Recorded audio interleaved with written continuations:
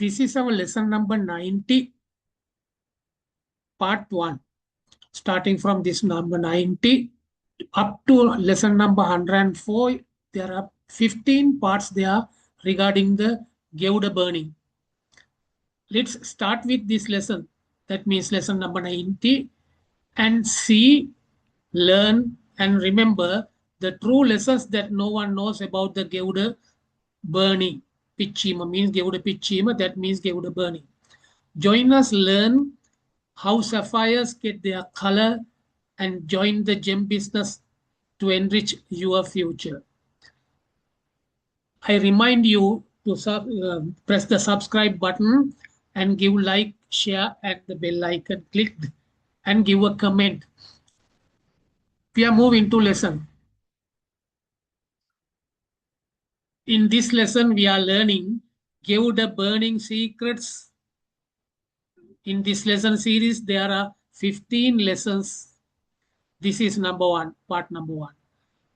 Inside the burning of Gouda, you can identify everything inside chemistry and physics and what you need. So we are moving to try to understand this cover photo. There are 3 kinds of rocks: igneous, sedimentary, and metamorphic. All rocks are changing into one form to another. For example, melting. Metamorphic rocks are melting through with the magma. Then after cooling, it creates igneous rock. When it is melting again, it creates magma.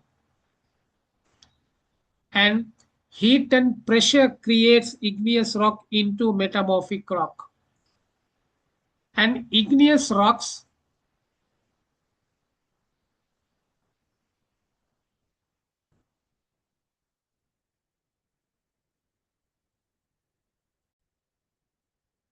that in igneous rock is weathering. Igneous rock is weathering and erosion causes it to do as sedimentary. Sedimentary rocks, compaction and cementation makes it sedimentary, and the weathering and erosion send it to sedimentary this level. And sedimentary rocks, heat and pressure converts this into metamorphic. It is a rock cycle. We are learning later.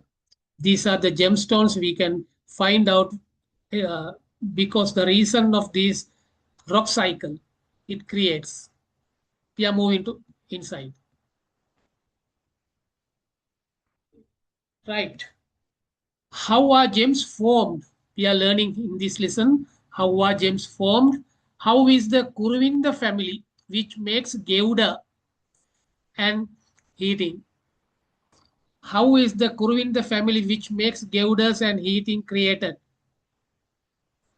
When two stones that should not, when two stones that should and shouldn't be heated are created in the same place, in the same mine. I have the experience. What are the disadvantages of the stone alone? Did you think it? These are the questions. Is it the heat itself that is lacking in providing it? Or is it the radiation? My idea is that is not heat, it is irradiation. Have you thought about this? I think no, right? To understand everything, I invite you to learn these lessons, lesson number 90 up to lesson number 104 in order. You need to find out the in order from now on. Understand them and save your wasted money. Gemstone born out of lava. These are the volcano. It is lava. Gemstones born out of lava.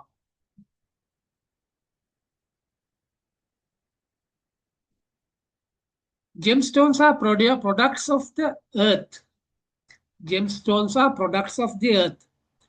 Some, such as diamond and zircon, such as diamond and zircon, are found deep in the earth and are brought to the surface by molten rock, such as eruptions.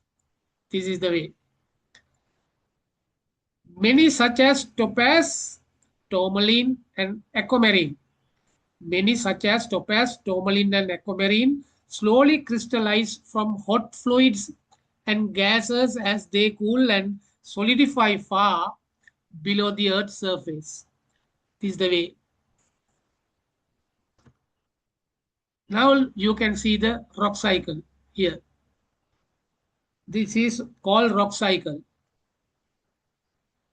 You can see the metamorphic, igneous, and the sedimentary. There are three kinds of rocks. All are changing together with the volcanic melting. Melting and cooling and pressuring and weathering, erosion. These are the things: erosion, deposition, melting, heating, cooling. These are the things. It creates minerals. Now look at this. There are three types of rocks as we discussed. Igneous rock. These are magma. Magma is going through this volcano. Then it creates igneous rock. These igneous rocks means sapphire and ruby. Sapphire, ruby, both are together with the magma.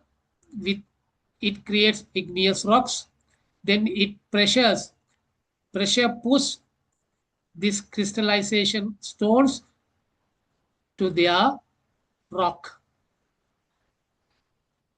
And the next one is diamond and peridot is with the magma. Diamond, peridot, both are with the magma. Magma form from molten crust and mantle. It is sending through the volcanic eruption.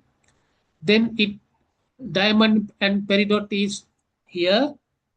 Then with magma here, it will create sapphire and ruby, and crystallization push the rocks there as igneous rocks.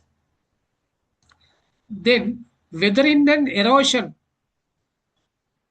show uplift to the surface, and the weathering and erosion transport and send this deposition to sedimentation here. Then the opal and malachite.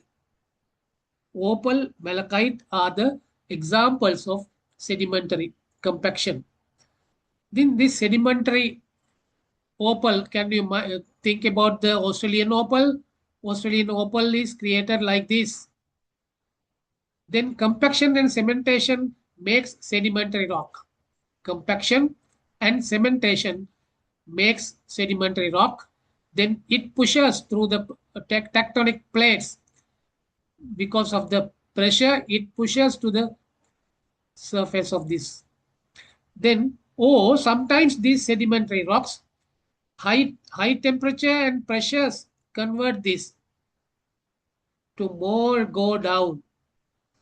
Then it creates the metamorphic rocks. For example, sapphire, spinel, tanzanite are like this, like that. Ola, in here sapphire, metamorphic rocks. But the sapphire here is magma. No sedimentary rocks like sapphire. So sapphire, spinel, and tanzanite pushes this way. Then it goes through this cycle. Then metamorphic rock. After melting with the magma, it creates sapphire, ruby, lot of things, and push it here. It is like a cycle. So remember, there are three types of rocks: igneous, sedimentary, and metamorphic. This is the way creating gemstones under the flow. So it is natural creation. We are moving to next. We saw this in cover photo. Igneous, sedimentary, and the metamorphic. There are three types. This cycle changes everything, always changing like a cycle. So that is called rock cycle. Rock cycle. We saw rock cycle.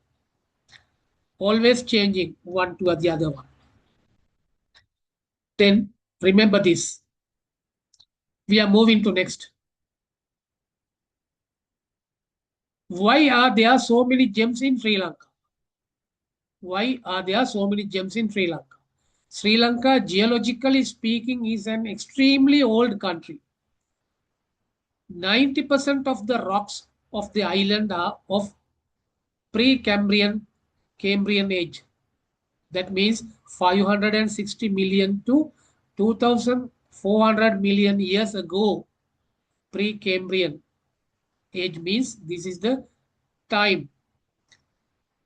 The gems form in sedimentary residual gem deposits, alluvial deposits, metamorphic deposits, sand and calcium-rich rocks. Moving to next. What is skarn? This is the skarn. How skarn forming metamorphic rocks? You can identify this diagram. See the pressure, Pluton pressure, focus on fluid flow. It is fluid flow. It is pushing to this way. And the marble here, they goes through these to create some rocks. Metasomatic front is there. Metasomatic front is there. This is the metamorphic rock creation way. Skarn deposits means those. Skarn deposits are developed due to replacement, alternation, and contact metasomatism of the surrounding country rocks by ore-bearing hydrothermal solution adjacent to a mafic, ultramafic, felsic, or granitic instructive intrusive body. Skarn deposits are developed due to replacement, alteration, and contact metasomatism of the surrounding country rocks by ore-bearing hydrothermal solution adjacent to a mafic, ultramafic, felsic, or granitic intrusive body. They most often develop at the contact of intrusive plutons and carbonate country rocks. This is the diagram. Today, some synthetic gems such as emerald, ruby, sapphire, alexandrite, and spinel can be created through flux growth process like this. This is the concept took to the flux growth process.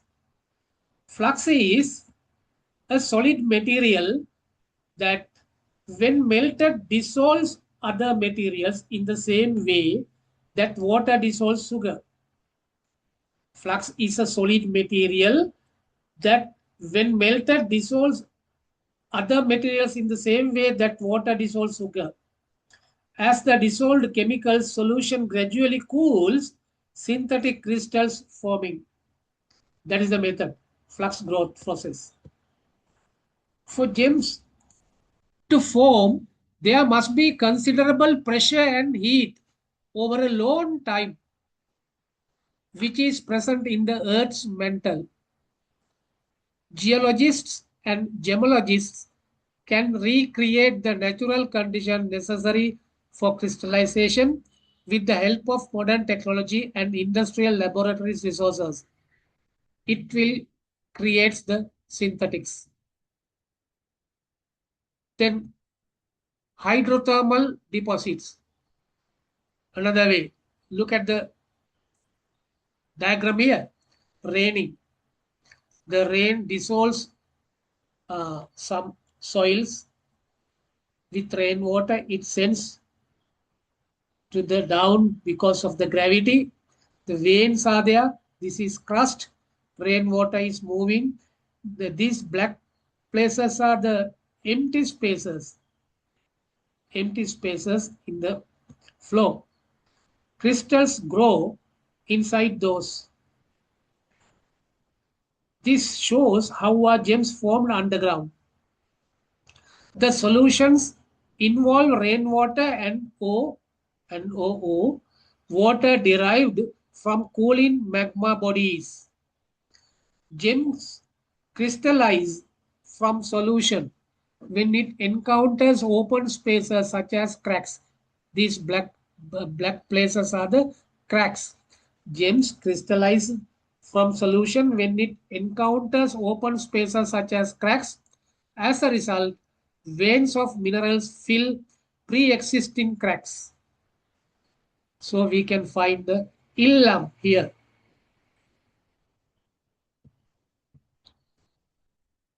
Then let's start with the next lesson. It is lesson 91. You need the lesson 90. Part 1's things understand, learn, remember those things. The true lessons that no one knows about the Geuda pitching or Geuda burning. Join us, learn how sapphires get their color and join the gem business to enrich your future. I hope we are meeting on next lesson. Lesson 9.